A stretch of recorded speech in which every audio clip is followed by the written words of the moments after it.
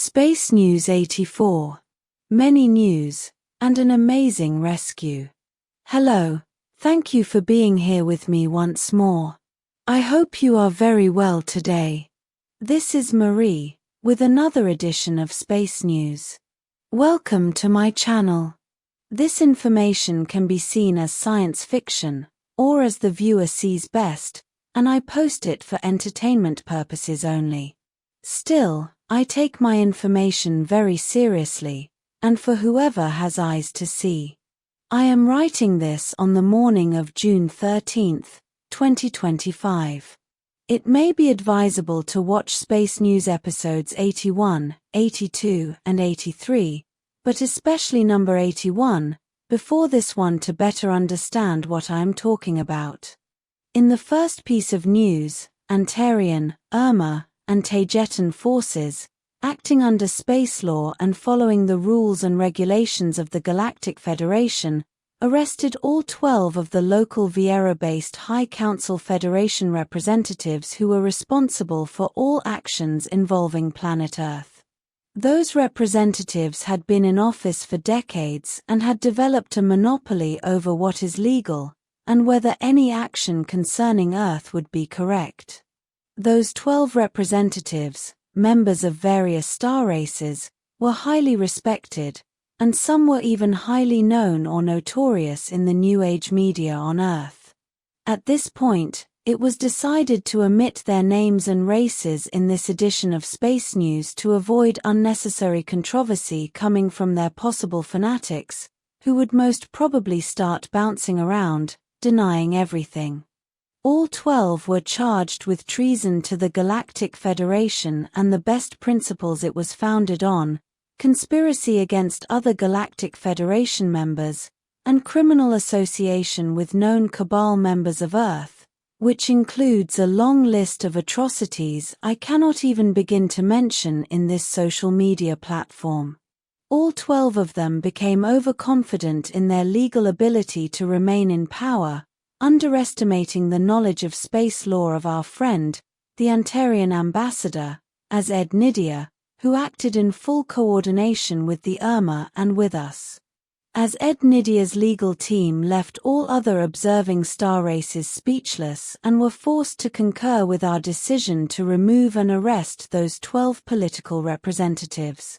As a related consequence of these actions, Ambassador, as Ed Nidia and her legal team are also working on removing the Andromedan biosphere ship, Viera, from being the official Federation headquarters, yet the Andromedans claim that there is no need for such a thing, as they offer the only planet-like starship in this area which is capable of harboring multiple star races at once, as a multicultural hub. What is certain is that the next 12 local Federation representatives who will be replacing the arrested ones will not belong to any of those same star races. As another requisite, all those 12 new representatives must belong to emotional star races, and also have a Lyrian human majority among them. What is also already certain is that among those new 12 there will be an Antarian, an Urmah, and a direct member of the Alcyone Council, if not a Taygeta. They have not been appointed yet, but will be in the next few days, and as Ed Nidia, King Rua, and I are strong candidates at this point, yet all three of us are heavily overtasked as we are. King Rua insists on having an Urmah in the council, if not himself, even though they are not Lyrian, as their home planet is very near Earth at only 25 light-years away, and they are very much invested in re-establishing harmony in their space vicinity for their own safety.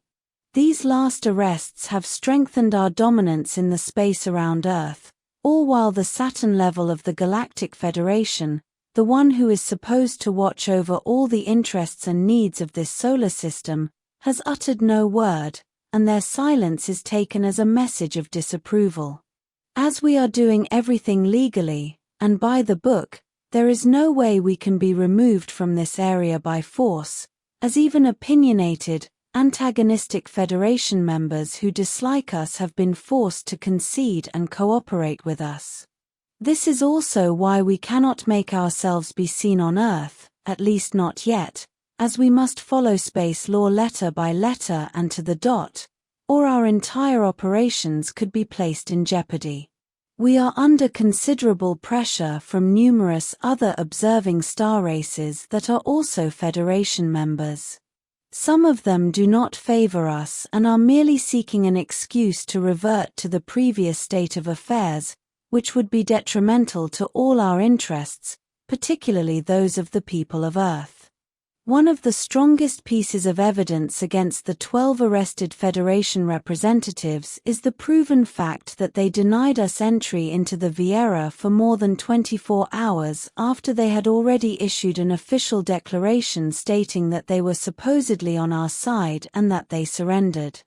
It has now been proven that it was only a strategy to stall our entrance in the Andromedan Viera, while they replaced communication and internet servers with inconsequential, useless ones, hid or destroyed holographic and digital computer data that compromised them, and while they finished destroying several tons of sensitive documents. When we were finally allowed inside, they had already cleaned, sanitized, and doctored everything that could be used as evidence against them. Yet their efforts to hide all the evidence were not adequate, as enough of it was found to justify their arrests and removal. Who knows what else they managed to hide? Moving on to something else, although everything is related, we have uncovered one of the next possible moves of the Cabal on Earth. We have done so by observing media and other content, and connecting the dots with what is going on outside of Earth.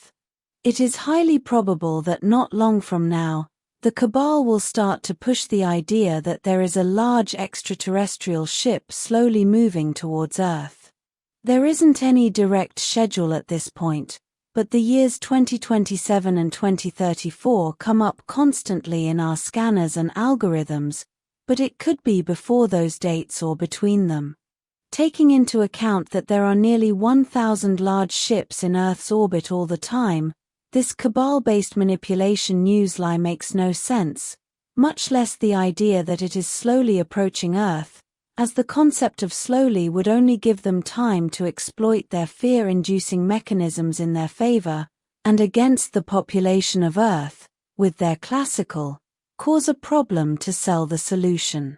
Such a ship does not exist, and will not exist, as no ship approaches a planet that slowly. It would be a complete contradiction to how everything works outside Earth, and will only be a fear-mongering, manipulative, flat lie. So beware, you have been warned by us.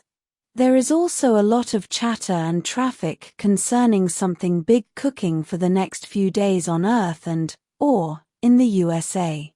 Perhaps a large false banner that is related to the recent riots and social unrest, implementing a solution to what they, themselves, caused. Remember how they work. They cause a problem to create a reaction, to later impose a solution. Therefore, I strongly suggest you should not take part in any march, riot, or anything similar, as you would only be giving them all the excuses they want and seek. Use your head and use any other kind of resistance, except the one they expect, and are experts in counteracting and turning to their advantage. Moving on to another thing, since about a week ago, at least 75 long-range Orion starships parked themselves around Earth in a perimeter spherical formation, at about 5 million kilometers away from the planet, and well inside official interplanetary space. This is a more or less expected move as they plot a way to come closer to the planet and gain or regain control over it. Up to now, they have been non-confrontational and simply move away if approached, or if another Federation starship passes through their position as it approaches or as it leaves Earth. Yet, they are there waiting for orders, but our forces here are much stronger. Moving to the next piece of news, again closer to Earth. An Alpha Centauri observation reconnaissance craft crashed in the general area of central Canada 3 days ago. I cannot give exact dates for safety reasons. Although the craft was a total loss, both its pilot and co-pilot survived only with minor injuries. They called for help, and their teammates were there on the spot in a matter of minutes, while 2 of our stack crafts, numbers 185 and 200, gave them air cover during the rescue and recovery operation. It was later determined that the cause of the crash was a malfunction in the heating systems of the nose sensors, causing another malfunction, which produced wrong data to be sent to the navigation computer that controls the anti-gravity generators. Contrary to the initial conclusions we had here, no alcohol consumption was involved, and the crew was not at fault. It was a simple case of bad maintenance and a warning for other ships of the same class, which have been grounded for review. The rescued crew is in good health and with good spirits. Moving on to something else. Our rescue operations are undergoing and advancing. Our stack craft are overflying conflict zones every day, doing everything possible to lessen the impact on the civilian population. At the same time, the Cabal does whatever they can to counteract us, for example, by sending squadrons of fighter craft to be based near where they detect our presence, as happened some days ago when they sent F-16 fighter jets to Brazil, but they are no match for our hardware. Coming back to the social unrest in the United States, please put on your thinking hat, as I cannot be direct here. The mass ICE deportations have become a complete and efficient factory to manufacture defenseless little people who have been separated from their families. This is at an industrial scale, which is hardly mentioned in the normal media, and a very large number of them end up in the hands of the Cabal, and in their dumps. This is by design, and it is a convenient for them byproduct of their demonic actions against innocent people, so please take care of the little ones. The whole area of LA is heavily guarded, especially underground, but we are already taking action there. The Cabal already knows this, so I can say it. This may be a strategy to counteract the loss of people they are suffering as we advance in our rescue operations. The Cabal on Earth uses dumps for hiding, but they cannot hide from us there because we are now using their very portals against them, those that they thought would allow them to escape from our blockades. They have innumerable artificial portals and jump rooms, which are more portals but designed for long-distance travel, as they define them using a different name. Those are now a problem for them as we are using them as entry and exit points for our special forces, as they enter deep inside their dumps to rescue people. This is done because we have managed to hijack them and hack their systems. I cannot say more at this point. We are now moving on to intelligence gathering operations to further back our ongoing rescue efforts. And this is where I would like to deeply thank all of you who have donated to my channel a single time or repeatedly, because I would like to share with you what the money is being used for.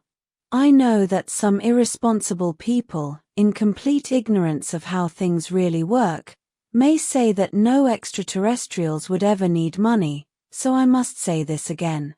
And I remind everyone who might have this opinion that we do not ask for donations. The desire to donate came from the community itself, and it was our choice to use that money for the benefit of humanity itself. We cannot sell items on Earth, like jewelry, art, much less gold, because we already tried that approach and it was extremely inefficient and even dangerous. We cannot hack banking systems, and we cannot replicate gold or physical money either, because that would be against the non-intervention regulations of the Galactic Federation, and as I said before, we must do everything by law and by the book, or other members could end up forcing us to go away. Everything on Earth works with money, as it is said. Without it, The monkey doesn't dance. Earth humans or extraterrestrials, we all need money while operating on Earth, so the fact that this YouTube channel is monetized and accepts donations does not mean we are false. We have teams of brave agents working on the surface gathering intelligence, information, and data which are essential to our rescue operations. This means that they need operational money to finance their stay below, they need money to eat, to clothe themselves, to move and for transportation, as well as for accommodation, and sometimes they may even need to rent a small flat or house while they conduct their reconnaissance mission in a place of interest, also while keeping a needed profile. A good example of this happened just last Sunday, when one of our Taygeta Special Forces surveillance one-man team, right in a hotspot activity area, witnessed the taking of a 20-year-old girl near Juarez, Mexico, in plain daylight while she attended a big party. The lone brave Taygeta young man followed the vehicle with the girl inside using his own old pickup truck, which was part of his cover as a gringo tourist. He asked for help from the rest of our teams, while he did his best not to lose sight of the bad guys with the girl, inside a black old Cadillac Escalade. The bad guys moved her from safe house to safe house for the next 6 hours, with our Taygeta operative following them while hiding as best as possible. When the bad guys were certain that no one was following them, they drove off-road into the desert until they reached an old shed that looked abandoned, where they unloaded the girl. The equipment the single Taygeta operative had, which included advanced field glasses, indicated that the shed was a cover for an underground entrance.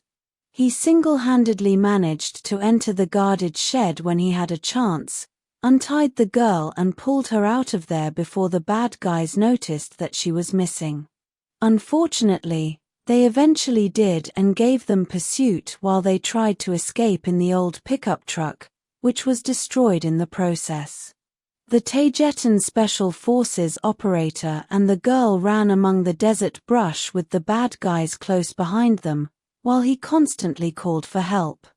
Just on time, a Suzy Mark 6 Taygeta fighter approached the area at high speed, descended in front of them in a cloud of dust, with its frontal ramp open, and while returning fire against their pursuers. Both the young Taygeta and the girl ran on board, and the Suzy 6 with the tail number 827, Blue Squadron of the Starship Alcyon, took to the skies again at speed, and with a high rate of climb, leaving behind a wake of vapor because of the abruptness of the maneuver. They were successfully rescued, even though they barely made it out, and his heroism will not be forgotten. The girl was in enemy hands for less than 7 hours since her taking, and she is now safe and in good spirits, although understandably still quite frightened. I cannot say more about her at this time for her own safety. As for the Taygeta young man who belongs to the 1st Hashmalim, Special Forces Unit, of the Starship Alcyon, known as the Blue Wolves, his cover there was blown, and he cannot resume his reconnaissance intelligence gathering job anywhere near that area. His truck was lost as well as the place where he was staying and everything in it, but it was more than worthwhile. He is happy and heavily applauded, although these kinds of acts of heroism are not encouraged, as they usually don't end well. But the young Hashmalim refused to let the girl go and be lost to face a horrible destiny.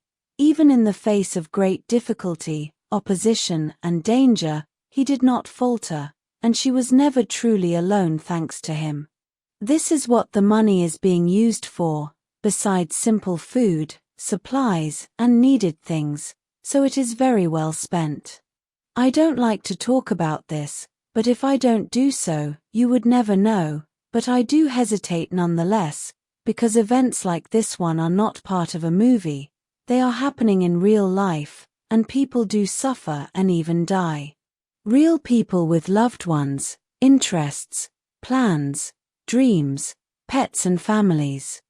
Acts like this one I just described cannot be forgotten, much less ignored. That's why I had to share it with all of you. This is not a game. I salute you, Haniel of Viera. You are one of the very best Hashmalims ever, and an example for us all. Thank you. This will be all for today. As always, thank you for watching my video, and for liking, sharing, and subscribing for more. It helps this channel grow a lot. And I hope to see you here next time. With much love and appreciation, your friend, Marie.